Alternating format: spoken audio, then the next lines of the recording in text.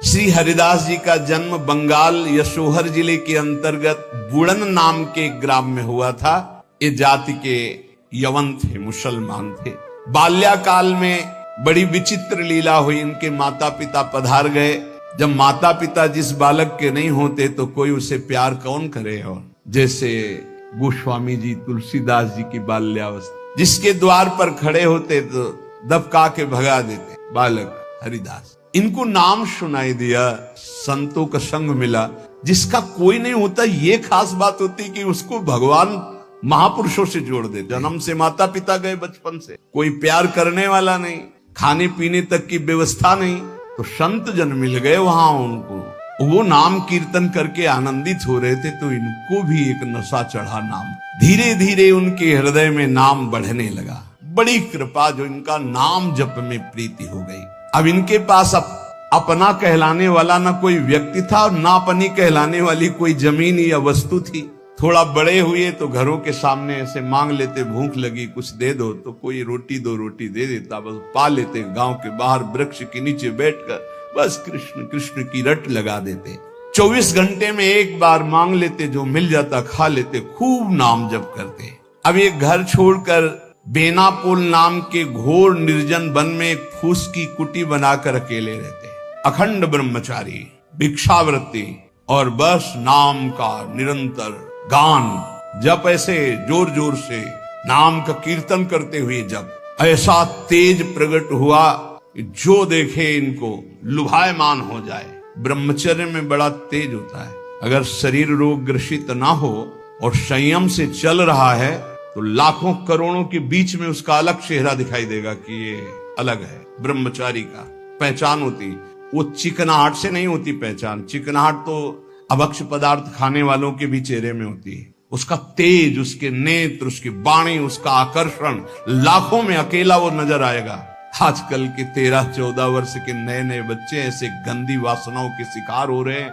बड़ा हृदय पीड़ित होता है। छोटे छोटे बच्चों को गलत शिक्षाएं बच्चों से मिल गई या मोबाइल से मिल गई, सर्वस्व नाश कर रहे। जिस समय लावण्य प्रकाशित होने की नव किशोर अवस्था, उसी समय नष्ट हो जाते। जो देखता ठाकुर हरिदास जी को प्रभावित हो जाता। क्या दे दूं, ऐसा लगता क्या दे दूं, कैसे हमसे बात करें, ये हमारी तरफ हेर ले, नेत्र नीचे, बस नाम चल रहा है। जब भिक्षा के लिए जाते तो प्रभावित होकर लोग, एक समय था कि दबका देते, एक समय था मांगने से एक आध रोटी, लोग हाथ जोड़े खड़े रहते, हमसे ले, हमारे पास बैठ के पालो। पर इनका भगवान नाम चल रहा है। ना बोलना किसी से, ना नाम का तार टूटना, बस धीरे धीरे निरंतर नाम उच्चारण करते हैं। भगवान नाम का इतना प्रभाव पड़ा कि जहां वो बैठ जाते वो स्थान पवित्र हो जाता, वहां लोगों को शांति मिलने लगती। ये प्रभाव होता है।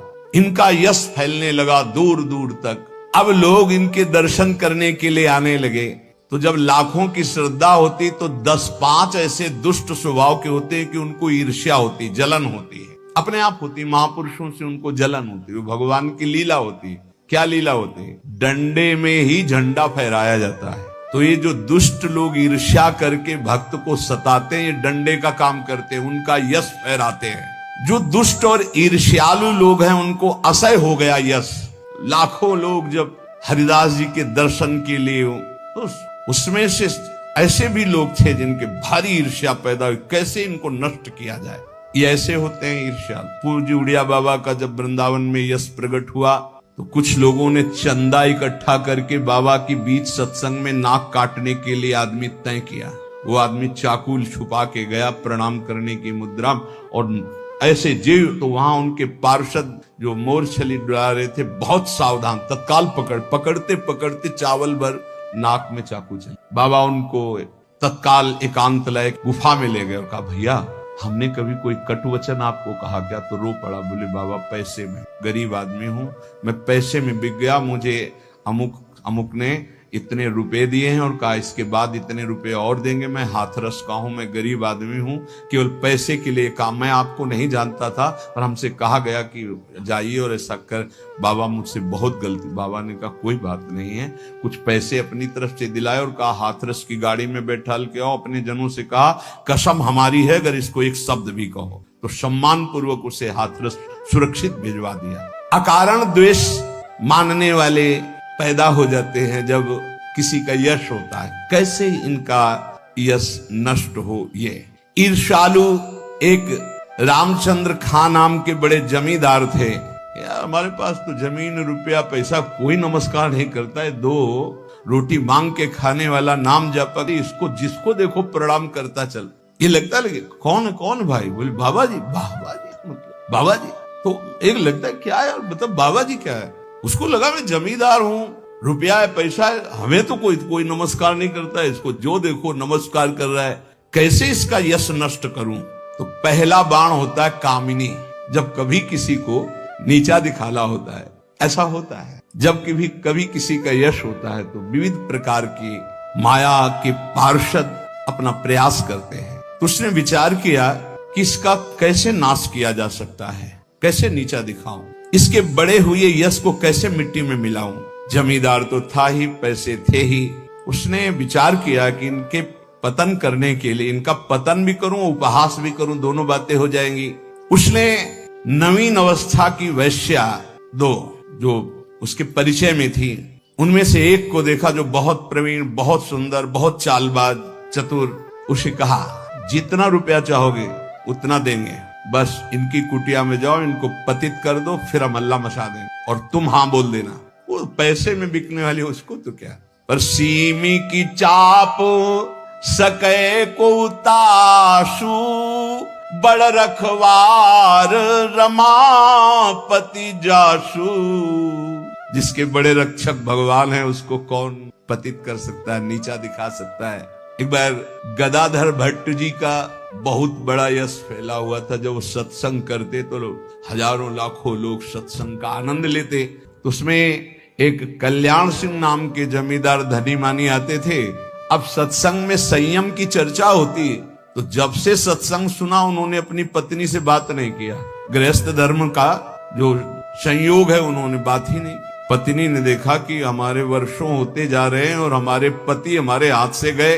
यद्यपि उनके सौम्य बर्ताव, बड़ा साधुता का बर्ताव, पर वो काम से पीड़ित होकर के हमारे जीवन में आग लगाने वाला एक गदाधर भट्ट जी हैं। अगर ये कथा न करते तो हमारे पति का स्वभाव न बदलता और हमारा जीवन गृहस्थ धर्म नष्ट न होता। देख लेंगे हम इनको। वो जमींदार धन था। एक भिखारिन गली में जा रही थी मांगते हुए, बुलाया उसको और गर्भवती थी। बोले तुम्हारे गर्भ का खर्चा, परिवार का खर्चा जब चाहोगे उतना धन देंगी, बस एक बात है। उसने विचार किया कि अगर गदाधर भट्ट पर अश्रद्धा हो जाएगी तो मेरे पति पुनः वापस हमें मिल जाएंगे, क्योंकि उन्हीं की बात पर वो आकर के ब्रह्मचर्य रह रहे हैं, संयम से रह रहे हैं। बोले तुम कथा के बीच में जाओ और कह दो जब ये नहीं था तब तो खूब आते थे और जब ये दे दिया तो आने बंद कर दिया, आप क्या व्यवस्था होगी इसकी, बस इतना तुझे बोलना है। वो जानती थी इतना बोलेगी कि लाखों की अश्रद्धा हो जाएगी। खूब सत्संग का रंग जमा हुआ था। इतने में वो आई और ऐसे सामने खड़ी हो गई। सब लोग आश्चर्यचकित। थोड़ा अच्छा कपड़ा पहना दिया था उसको। उसने कहा महाराज अब तो प्रवचन में लग गए, जब गर्भ नहीं था तो खूब आते थे और जब गर्भ रह गया तो अब आए नहीं, इसका पालन कौन करेगा। बोले आराम से बैठो, जिसने गर्भ दिया अवश्य पालन करेगा, हर व्यवस्था होगी। बिल्कुल। वो तो कोई आश्चर्य उनको नहीं हुआ, वो समझ गए कि भगवान का कोई खेल है। उनका आराम से बैठो, पक्का जिसने गर्भ दिया उसका पालन करे। बोले बातों में मत फुसलाइए, आप समझ रहे ना। अब काना फूसी, ये ऐसा भी है, हम तो ऐसा नहीं। अरे बोले हम तो पहले कह रहे थे। अब उनमें जो तर्क वाले, संशय वाले थे उनके गुट होने लगे, चर्चाएं होने लगी। अब हाहाकार मच गया। तो कुछ तो ऐसे भक्त थे जो प्राण दे दें तो उनका ऐसा हो ही नहीं सकता, ऐसा नहीं हो सकता। वो एकदम पागल हो गए कि ऐसा नहीं हो सकता। इसके बाद धीरे से सामने से गए, उसको इशारा किया बैग के लिए। वो उठी, पीछे आई। सत्य बोल, अगर सत्य नहीं बोली तो उसने कहा कि हमें क्षमा किया जाए। जब भय चारों तरफ से 50 आदमी श्रद्धालु कि मैं मर सकता हूं लेकिन मार नहीं सकता, ऐसा समझ गई कि मार डाली जाऊंगी।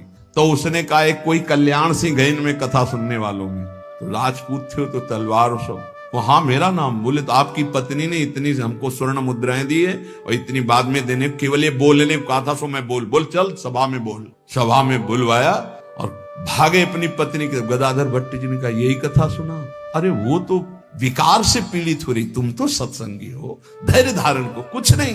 क्या ये भगवान की अनुकूल प्रतिकूल माया की लीलाएं होती रहती। शांत पुनः सत्संग। और कहा मैं वचन दो हमारे सामने कि तुम अपनी पत्नी को एक शब्द भी नहीं कहो। और देखो गृहस्थ में संयम का ब्रह्मचर्य रहा जाता है, उसमें अखंड ब्रह्मचर्य नहीं रहा जाता। पानी ग्रहण किया है तो संयम पूर्वक, जितना आप प्यार पूर्वक संयम से ब्रह्मचर्य रहो, फिर गृहस्थ धर्म का समझाया उनको। तो बड़े बड़े महापुरुषों के जीवन में होता है। रामचंद्र खां ने एक वैश्या से कहा तुम जितना रुपया मांगोगे देंगे, इनको भ्रष्ट कर दो, फिर हल्ला मचा देंगे, फिर इनका सब यश धूल दूषित हो जाएगा। पर उनको ये नहीं पता था कि ये भगवान के दास हैं, इनकी सुरक्षा स्वयं भगवान करते हैं। करो सदा तिनके रखवारी, जिम बालक राखे महतारी। जैसे माँ दिखाई नहीं दे रही, बालक खेल रहा है, लेकिन पक्का मानिए माँ की दृष्टि वही है, अपने बच्चे पे है। कहीं कोई ऐसी बात ना हो जाए जो हमारे बच्चे को दुख हो जाए। वो कार्य करती हुई एक दृष्टि में देखती रहती। मेरे प्रभु अपने जन को हर समय देखते रहते, हर समय से। जहां मेरा भक्त चरण रखे वहां रखूं मैं हाथ। बस लीला समझ पाना बहुत कठिन है भगवान की। संपूर्ण संसार एक तरफ विरोध करने लगे तो भी भक्त का बाल बांका नहीं हो सकता। जो होगा विधान भगवान की तरफ से होगा। पर नीच पुरुष अपनी नीचता से बाज नहीं आता। उसने 16 वर्षीय वैश्या को, जो बड़ी रूपवती थी, बड़ी प्रवीण थी, चालबाज थी, चतुर थी, उसको खूब श्रृंगारित करके भेजा, जाओ और उनको भ्रष्ट कर दो। जंगल में रहते थे। उसको भी गर्व था कि कोई ऐसा पुरुष पैदा नहीं हुआ जिसको मैं चाहूं और भ्रष्ट न कर सकूं। पर उसको क्या पता था कि परम पुरुष का दास ऐसा होता है। हरिनाम में डूबे हुए श्री ठाकुर हरिदास जी उसकी कुटिया में गए। ठाकुर हरिदास जी ने कृष्ण शांत बैठे हो अपने कृष्ण कृष्ण, बार बार बोलना चाहती कुछ बात कर, हरे कृष्ण। सुबह से गई पूरी शाम हो गई कृष्ण कृष्ण। जहां वो कुछ बात करने को होती, मां हमारा नाम पूरा हो जाए, फिर वहां 1000-2000 नाम थोड़ी, लाखों की संख्या में 3 लाख नाम तो जोर जोर से जब। वो बार बार बैठी उनकी मुख कांति को देखती रहती, बैठी रही। शाम हुई, सोचा रात्रि में बात तो हो ही जाएगी। वैसे तो 3 लाख नाम जप करके फिर लघु शंका आदि कभी उठते, आज उठे ही नहीं। पूरी रात्रि भी नाम चल रहा है। वैश्या फिर गई, श्रृंगार वंगार करके फिर दोबारा आई, फिर नाम कीर्तन। जब बीच में बोलने की बात करती तो हरे कृष्ण। कितनी कृपा वैश्या की, ऐसे महापुरुष को बराबर देख रही, उनका नाम सुन रही। तीसरे दिन एकदम विचलित होकर के, आप हमसे बात क्यों नहीं करते? रुके, हाथ जोड़ा और कहा आपसे अच्छे से बात करूंगा। हमारी नाम जप की अभी संख्या पूरी नहीं हुई, उसको पूरी हो जाए। ऐसे अमृतमय वचन की हृदय एकदम हाय मत, ये क्या? वैसे मैं पापनी हूँ, नीच हूँ, गंदा आचरण करती हूँ, ऐसे महापुरुष के लिए गंदी बात सोच रही। 3 लाख नाम की फिर तार चल पड़ा। हरे उच्च स्वर से रोने लगी, वो शुरू हो गई हरे। साथ में हरिदास जी ने देखा, हाँ अब क्या महापुरुष प्रभाव। हरिदास जी अब बोले, हाँ अब बात कर सकते। तो बात करने लायक नहीं। अश्रुभ प्रवाह चल रहा था और कृष्ण नाम चल रहा था। उठी और चरणों में लौट गई, का धिक्कार है मुझ निज पापनी को कि आप जैसे महापुरुष के लिए मैंने गंदी बात सोची, मुझे क्षमा कर दीजिए। चिल्ला चिल्ला करके रोने लगी। उन्होंने कहा दुखी नहीं होना, मेरे प्रभु तुम पर बहुत कृपा की। वो आंखों से आंसू बहाती जा रही, गदगद कंठ से कह रही, पतित पावन आप मुझे स्वीकार कर लीजिए, मैं आपकी चरणों की दासी हूं। आप तो अहेतुकी कृपा करने वाले परम दयालु हैं। आप पात्र और अपात्र का विचार न कीजिए, मुझ जैसी नीच को स्वीकार कर लीजिए। और चिल्ला चिल्ला के रोने लगी। हरिदास जी ने कहा जो नाम सुन रहा है वो नीच कैसे हो सकता? उन्होंने कहा आप मुझे जानते नहीं, मैं वैश्या हूं, मैं लोक निंदित हूं, मैं बहुत ही गंदी हूं, मैं खोटी बुद्धि से आपको भ्रष्ट करने आई थी। हरिदास जी ने कहा इस समय आपके हृदय में क्या है? बोले भगवान बस आपकी दास्ता, आपके आदेश का इंतजार। मैं क्या करूं, मुझे आदेश कीजिए। मैं नीच कैसे पवित्र हो सकती हूँ? मैं आपकी शरण में हूँ, आप मेरा उद्धार कीजिए। हरिदास जी ने कहा देवी अब तुम वैश्या नहीं रही, उठो। मेरे प्रभु बड़े पतित पावन हैं, उनका नाम उनसे भी महान है, क्योंकि प्रभु को अधीन कर लेता है। मेरे प्रभु के नाम में कोई भेदभाव नहीं, कोई भी जप सकता है, कोई भी अपना परम कल्याण कर सकता है। मेरे प्रभु के नाम में इतनी सामर्थ्य है कि कोई इतना पाप इकट्ठा ही नहीं कर सकता जितना नाम में पाप नाश की सामर्थ्य है। तुमने जो पाप कर्म से पैसा पैदा किया है, आज से उसका प्रयोग मत करना, उसे हटा दो, उसे दे दो, गरीबों को बांट दो। और आज से तुम जो ये 3 दिन से नाम सुन रहे हो, इसी नाम को रटो। देखो ये नाम तुम्हें परम पावन कर देगा।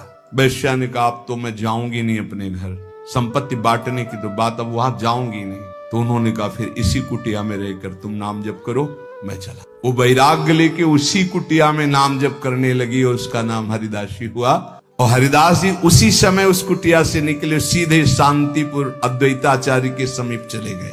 अद्वैताचार्य जी बहुत बड़े महाभागवत, वो सदैव श्री कृष्ण चिंतन में संलग्न रहते, अद्भुत विद्वान, शास्त्रज्ञ, भगवत प्रेमी महापुरुष। अब वो फटे पुराने कपड़े पहन करके वैश्या वही नाम कीर्तन कर। अब उस जमींदार के तो होश उड़ गए कि मैंने भेष छुड़वाने के लिए वैश्या को भेजा था, और यहाँ वैश्या ही अपना भेष परिवर्तन करके वहां नाम जप करने लगी। ये क्या है नाम जपक जन भगवान के जन। उस वैश्या का वैसे ही सम्मान होने लगा कुछ वर्षों बाद जैसे हरिदास जी का होता था। लोग उस वैश्या के दर्शन करने आने लगे, हर समय वैसे ही नाम जप करते हुए उसी भूमि पर जिस कुटिया में वो रहते थे वो हरिदासी नाम से कही गई। क्या महिमा है भगवान नाम जापक संतों की।